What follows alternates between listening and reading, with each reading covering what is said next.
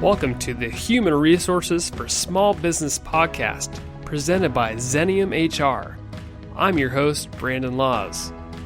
Whether you're an HR professional or a small business leader, each episode of this podcast is designed to bring you the latest in technical HR and leadership at your convenience.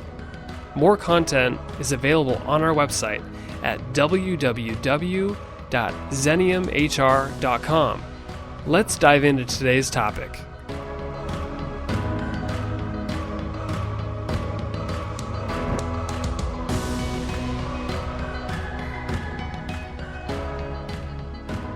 Hey, welcome back to the show. I'm your host, Brandon Laws, as always.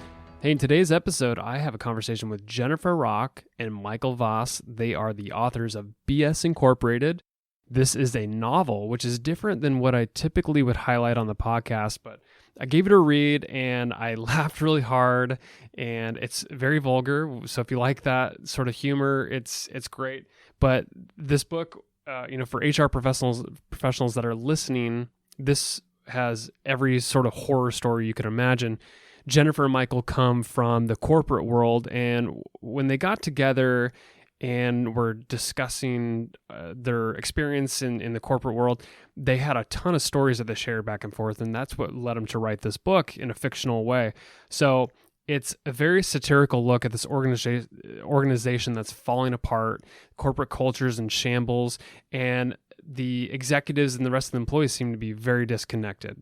So I think what you're going to learn from this book, and maybe learn from this episode, is why it's important that the vision is shared throughout the organization. So I know we talk about that a lot on the podcast, but this is sort of another way to look at it in a fictional way, and it's sort of having fun with it. So I hope you enjoy this episode. It's a little different than what I usually would put out, but again, always looking for new ways to illustrate what we believe to be important in the HR world. So enjoy the episode, and please do leave us a review on iTunes. We are really appreciative of those reviews, because other people like you will find the podcast.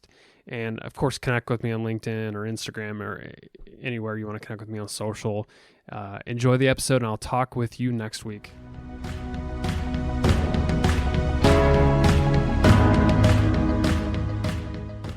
Hey, Jennifer and Michael, so good to have you guys on the podcast. Welcome. Thank you. Great to be here. Thanks for having us. So we're going to talk about your book, your first book, and we'll talk about your second book at the end. But BS Incorporated, this is a novel. Give listeners a synopsis of what this book is all about. Well, this book is really about a giant Midwestern company that has grown too big, too fast, and is spiraling out of control. And the story takes you behind the scenes, and you meet a group of cynical, witty middle managers who are just trying to get through the bureaucracy of the day and deal with these crazy consultants and egotistical executives. And eventually they figure out if anyone's going to save this company, it's going to fall to them. So that's really the synopsis of how the story breaks out. And what's funny about this book is it's very satirical in nature, right? It's laugh out loud funny. I think my wife kicked me a couple of times. She's like, why are you laughing so hard at this book? I'm like, I guess you'd have to read it, but it's funny. It's not what I expected, to be honest with you. So what led you to write this kind of a book? Yeah, great question. And thank you for that. It started about now 6 or 7 years ago. Mike and I worked together at Best Buy headquarters here in Minneapolis. And we escaped a 4-hour soul-sucking meeting and ended up on a bar patio, frankly. And and we started swapping stories of bad meetings we've been in, and people we knew, and crazy things that leaders had done, and missteps that companies had made. And we did one of those pinky swears that you do after maybe a couple cocktails, where you say, we should write a book. And we did have a moment where we said, maybe this is a nonfiction. Maybe it's a how-to. Maybe it's kind of a manual of how to do good communication, or how to be a good company, or how to treat your employees well. And we just decided that wouldn't be any fun. we wanted to write something fictional. We wanted to take some inspiration from real life, but we wanted to take this in a fictional direction and have some liberties with it. I'm glad you mentioned that, because I was actually wondering, like, most people would take a lot of this content and create a nonfiction book out of it, like a how-to guide for, how not to get in lawsuits or how to grow a business, all those things that are just kind of straight laced. But it's vulgar, it's funny, but you can also sort of like immerse yourself into some of the characters and the way they're behaving and maybe resonate with some of them and what they're experiencing. So I think the method in which you wrote this fictional book and this story, I think it worked really well. Are you getting a lot of good feedback about how you structured the story? We absolutely are. We feel very fortunate, not just only in getting really good reviews on Amazon and Goodreads and other places where readers post reviews, but we just hear from a lot of people too who say, oh my gosh, it's like you snuck into my company and watched what was going on and wrote a book about it. Or, oh my gosh, that character in the book is just like this person I work with. Or I saw myself in Will, or I saw myself in Anna. So that's really, really makes us feel good when we hear that kind of feedback. With all the crazy stuff that's happening in the books and even some of the characters, and the fact that it seems like every day after work they're going and having like 3, 4, 5 drinks at the bar and sharing stories with each other. Like, was this what your corporate lives were like, or were you just hearing stories and this sort of influenced the way you wrote this book? To be completely honest with you and your listeners, when I left my corporate job, I said that company owes me a liver. Wow. Yeah, I get that. I get it. We spent a lot of time at happy hours, and to be honest, it really wasn't about the drinking to excess. Yeah. It's the camaraderie that you feel with your work family, with a team.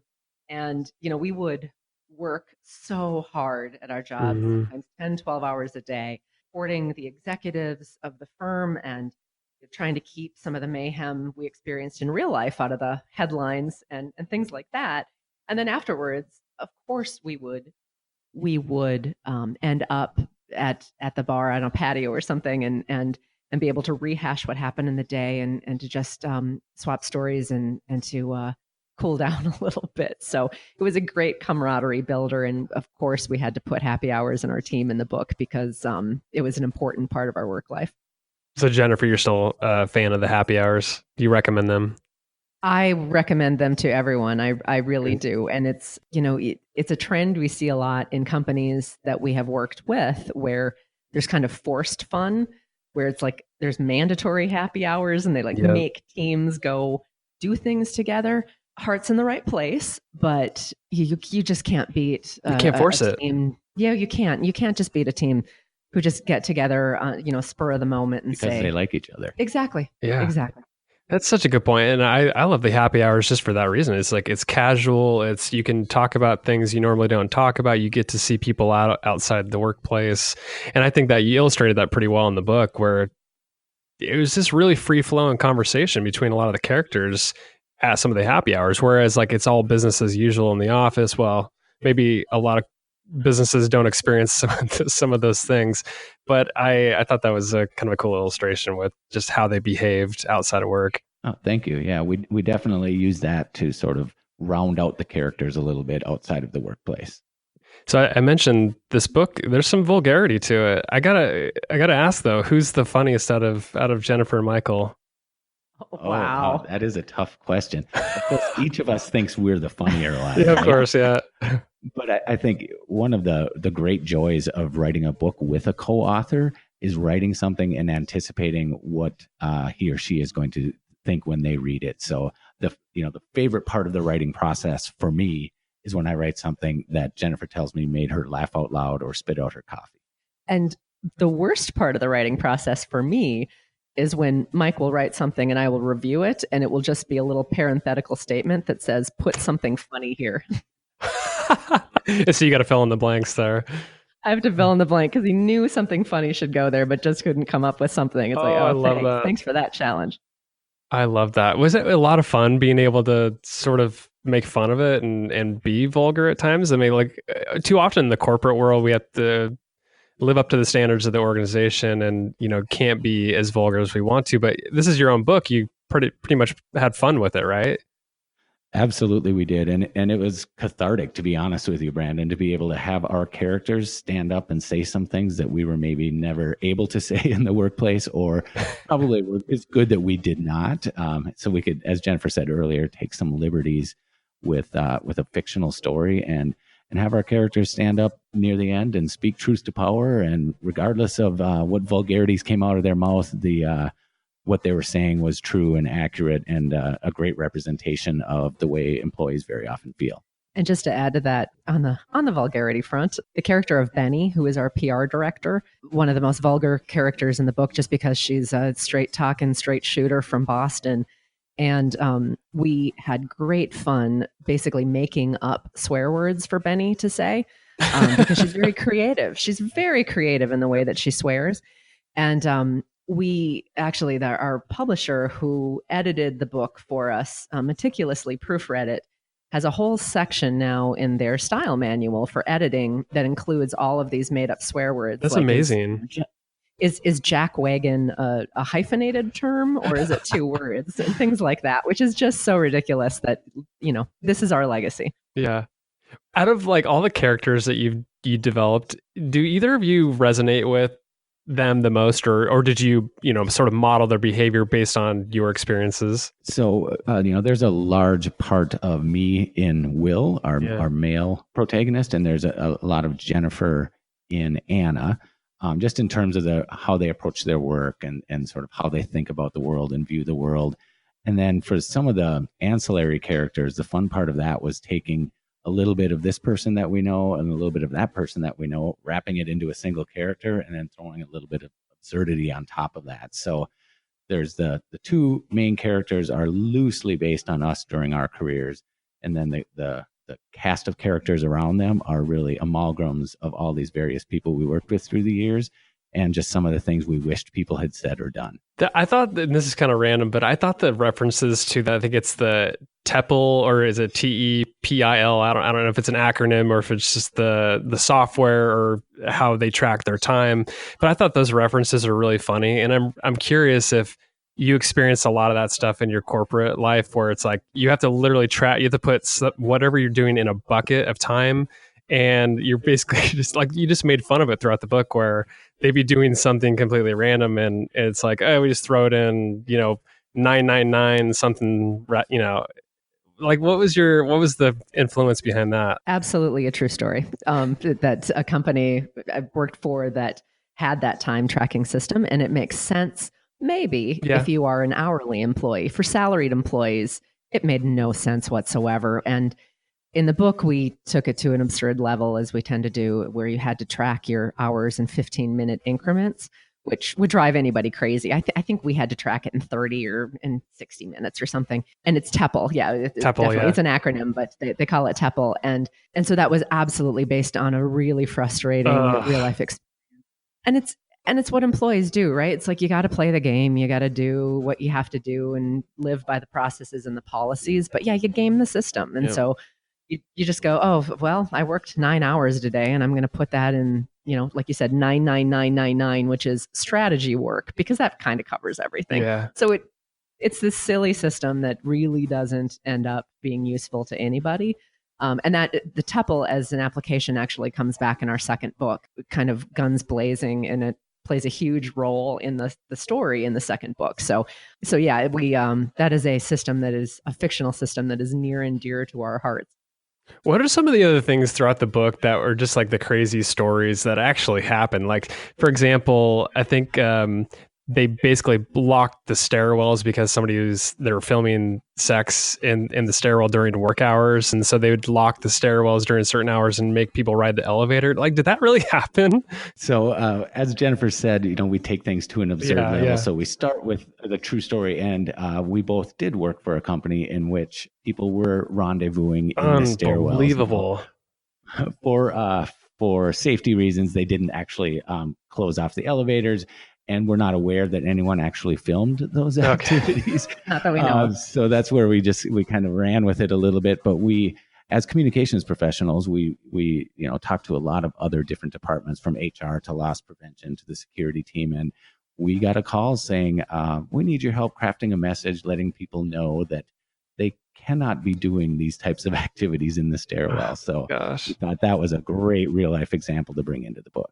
And basically what we tell people who read the book is, the things that you think couldn't possibly be true, those are the things that actually have a little ingredient of truth in them. It's so funny to me because I mean, and I didn't really want to spoil a lot of the plot points.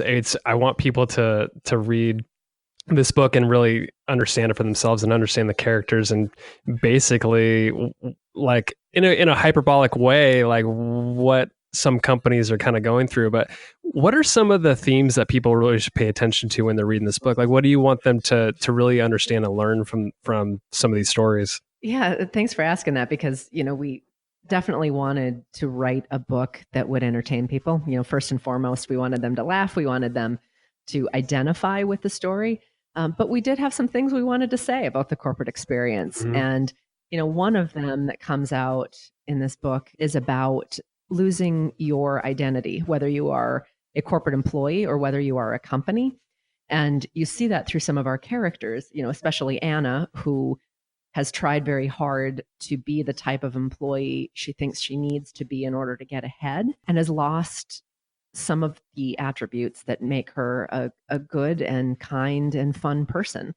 And she hides some of that because she wants to succeed in business and she thinks this is how she needs to do it. And similarly, our fictional company, Business Solutions, has lost its way, trying to be something that it believes Wall Street and investors need it to be. And so they've lost sight of what made them successful in the first place. And so that is really a theme we wanted to get across about kind of it takes different forms, right? It's like bringing your whole self to work, or it's staying true to the core of who you are.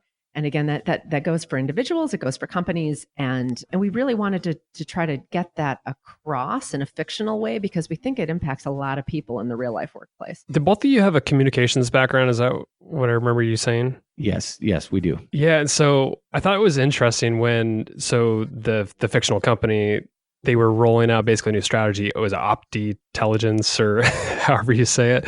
And I thought Opti-Telligence, yeah.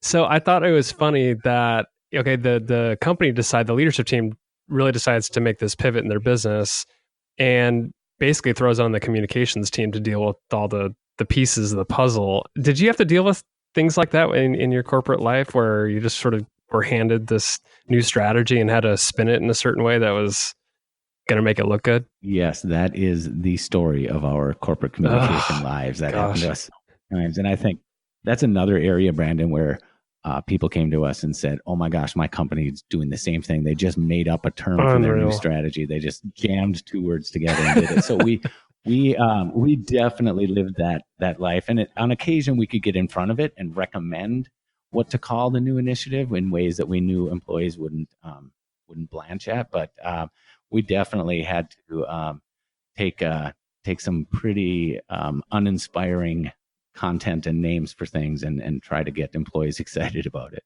I think probably in the big corporate world, everybody operates in the silos. So yeah, you're handed a new strategy and you have to spin it a certain way versus really being included in that strategy and having a voice before you're having to actually, go to market with that. Like, was that ever a possibility in your time as a communications person where you actually were involved in the strategy? Yeah, absolutely. I mean, there are companies that do this really well. Yeah. There are companies that absolutely that we've worked for and with that want to involve all employees actually from the beginning to set the direction of the strategy, or to, it's not just about the name of the strategy, but it's about actually, the vision and what you're shooting for.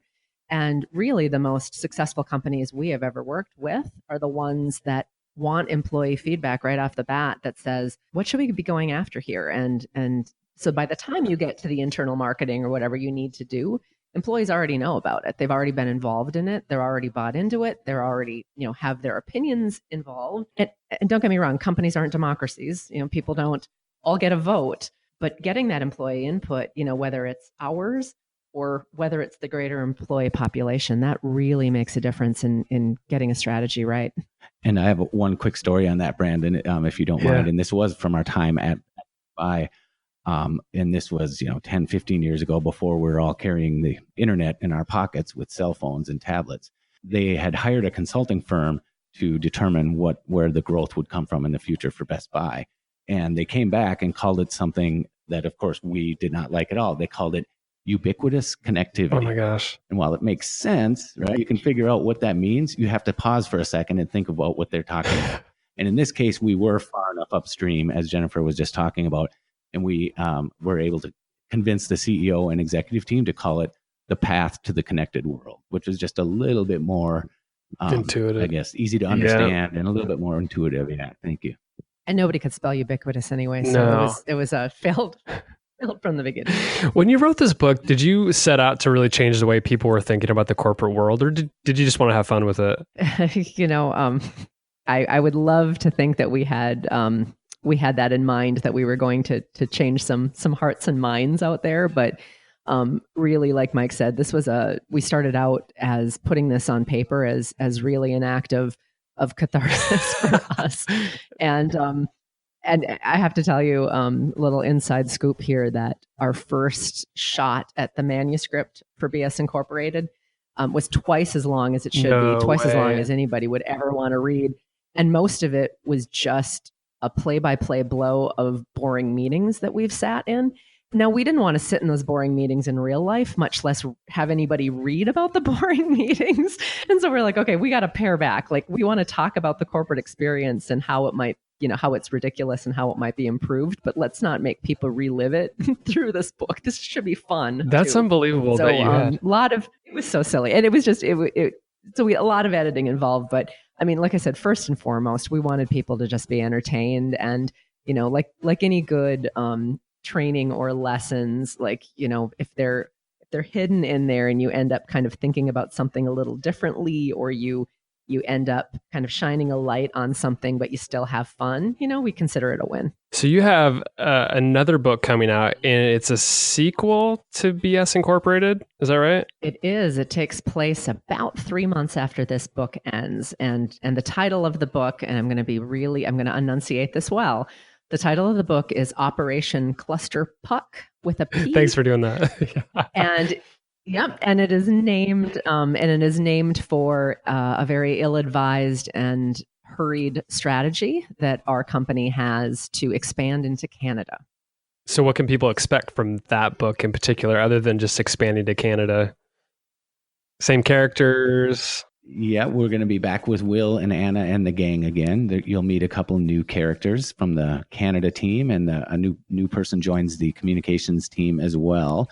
You'll see us have some fun with the joys, which often aren't very joyful at all, of international travel, and what it's like for a big American company to sort of underestimate the challenges of international expansion.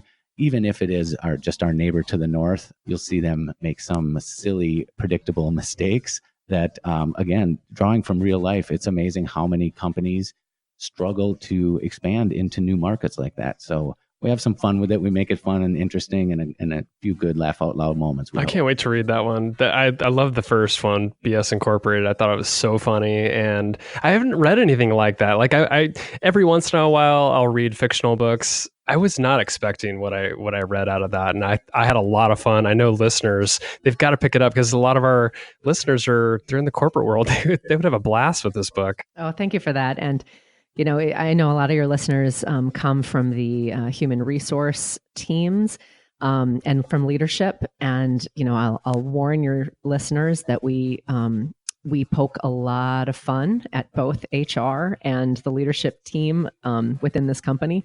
We have worked with and met lovely people from human resources and the executive ranks. But they are just not as fun to write about. Love it. So where can people find BS Incorporated? And then when's the new book come out? So BS Incorporated can be found anywhere where fine books are sold. So that's everything from Amazon and BarnesandNoble.com, Apple iBooks. You can buy the paperback or the ebook version in all its various formats. You can also order it directly from our website, which is rockandvossbooks.com. And do you want to talk about the next book? Sure. So Operation Cluster Puck is due out early November 2018. So if you're listening real time here, it's in about a month. And and that will be available on all the same sources. And we are doing some pre-sales, and we are so excited. We've gotten some great advance reviews of the book, and so we are very excited to keep the story going and entertain people in some new ways with the second book. Jennifer Rock, Michael Voss, thank you so much for coming on the podcast. I really appreciate it. A lot of fun with you guys. It was a pleasure. Thanks so much for having us. Thanks, Brandon.